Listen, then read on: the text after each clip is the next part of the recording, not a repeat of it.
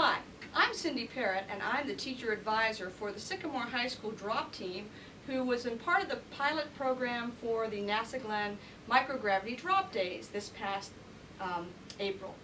Our team did a combustion of cotton experiment, and I'd basically like to tell you what my role as the teacher advisor was.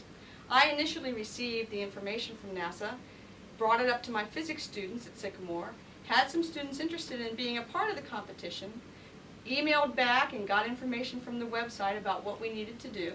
We met after school a couple of times, figured out what our initial proposal would like to be, and then worked several times after school getting our proposal together and mailing it into Glenn.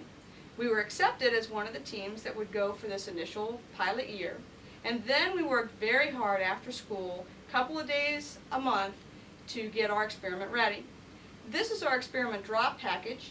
The Lexan, which is the outsides of this, another teacher here at the school, Chad Houston, was very instrumental in cutting it for us because the materials came in bigger than what we needed. The drop plate was provided by NASA also, so that we all had the same drop plate and would get into the drop, would fit nicely into the drop rig. And then the girls and I decided on how it would go together. I bought the hardware, we drilled all the holes, put everything together. We had an original place where the cotton would be put onto and tacked on into the experiment package, but when we sent it up to have the safety people look at it, we had electrical tape, and they didn't like the electrical tape in case it would burn. So again, Dan, our mentor, came through with this with clips, etc. Dan also did most of the wiring, since we didn't have the type of resistor or the type of wiring that would go with the things that were on the NASA drop rig. I also was very instrumental in getting all the paperwork together, making sure that the girls had filled out the right paperwork, getting a cage code, which was needed in order to get the grant from NASA for the monies that were needed to pay for the trip. And then I had to write the grant proposal and send that up and fax materials back and forth. And it was very, very time-consuming, but worthwhile.